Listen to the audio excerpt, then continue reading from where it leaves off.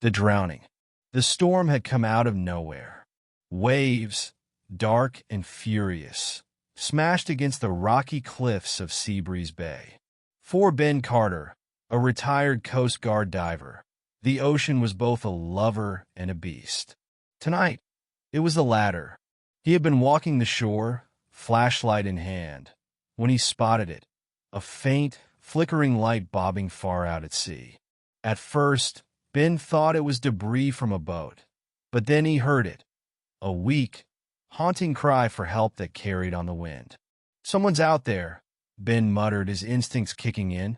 Without hesitation, he grabbed an old life preserver from his truck and dove into the freezing black water. The waves fought him, pulling him under, but Ben swam harder.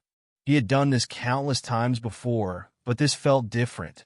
Finally, his flashlight beam caught her, a figure half submerged, tangled in glowing ribbons that pulsed faintly like jellyfish tendrils. Ben froze mid-stroke. The woman was not human. Her skin shimmered like polished pearl, tinged with pale green. Her hair spread like liquid silver in the water, framing a face that was hauntingly beautiful, though her large, luminescent eyes were filled with panic. She was drowning, the glowing ribbons wrapped tightly around her limbs. "Hold on!" Ben shouted. The alien woman's gaze met his, desperate and pleading. Without further thought, Ben ripped through the ribbons, ignoring how they stung his arms like electric whips. He grabbed her limp form, wrapping one arm around her and kicking hard for the shore. The swim back felt endless. By the time Ben staggered onto the sand, coughing and gasping, the alien woman lay still in his arms. Her faint glow flickered like a dying flame. "Come on, don't you quit on me," Ben muttered, starting CPR. His hands pressed gently against her chest, and he breathed air into her lungs, over and over. After what felt like an eternity, she coughed violently, water spilling from her lips. Her silver eyes fluttered open, locking onto his. For a moment, they simply stared at each other, the human rescuer and the alien saved. "You're alive," Ben breathed. The woman's lips parted, and in a soft, melodic voice, she whispered, "You saved me." An unexpected guest. Ben brought her to his small coastal cabin, wrapping her in blankets and sitting her by the fire. She sat cross-legged on the floor, staring at her hands as if amazed they still moved. "What were you doing out there?" Ben asked, pouring her a cup of tea. Not exactly safe waters for anyone. She looked up at him, her glowing eyes filled with a mix of gratitude and sorrow. "I was escaping."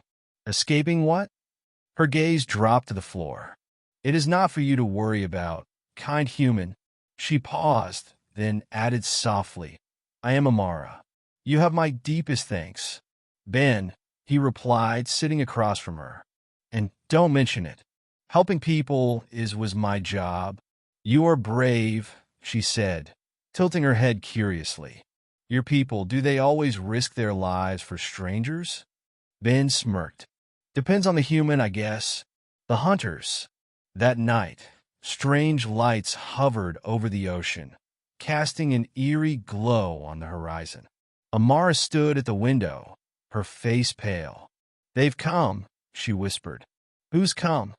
Ben asked, instinctively reaching for his old hunting rifle.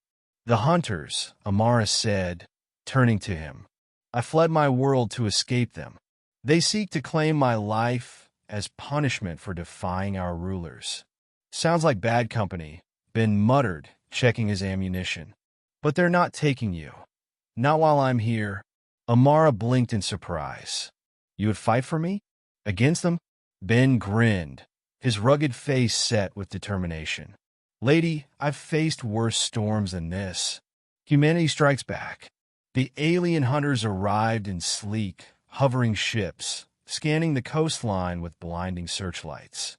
They expected easy prey. What they got was Ben Carter.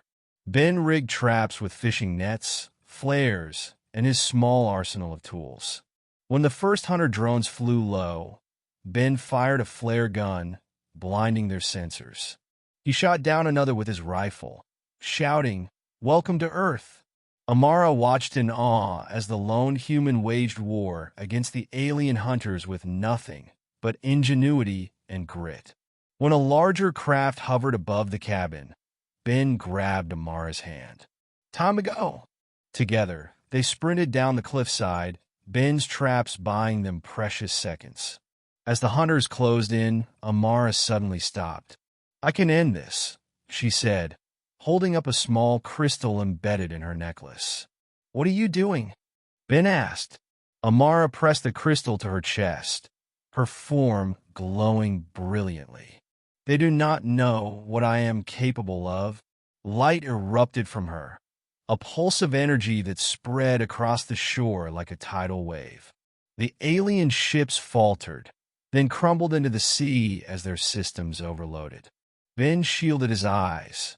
When the light faded, the beach was silent, the hunters defeated. Amara fell to her knees, breathing heavily. Ben caught her before she hit the sand. "You okay?" She smiled faintly. "Thanks to you, yes." The reward. The next morning, the storm had cleared, and the ocean was calm once more. Ben stood with Amara at the water's edge. "You're leaving, aren't you?" he said. Amara nodded. "I must return to my people. They will need to know that the hunters failed." Ben rubbed the back of his neck. "Well, it was nice meeting you. You're welcome here any time." Amara stepped forward, placing a hand on his chest. "You saved my life, Ben Carter. Such loyalty and bravery are rare, even among my kind." She removed the glowing crystal from her necklace, holding it out to him. "Take this." "What is it?" Ben asked. "A token of my people's gratitude," Amara replied. "It will mark you as a friend to the Teliari. Should you ever call upon the stars, we will come." Ben took the crystal, its warmth spreading through his palm. "Thanks. I'll keep it safe." Amara smiled. "Farewell, brave human." She stepped into the water, her form glowing as the waves carried her away. For a moment, Ben thought he saw a ship shimmer in the distance before it disappeared. Ben looked down at the crystal, shaking his head with a grin. Humans and aliens, huh? Who would have thought? As he walked back to his cabin, the ocean calm behind him, he felt a strange sense of pride. He'd saved an alien, fought off her hunters, and earned a place among the stars. Not bad for a guy with an old rifle and a life preserver.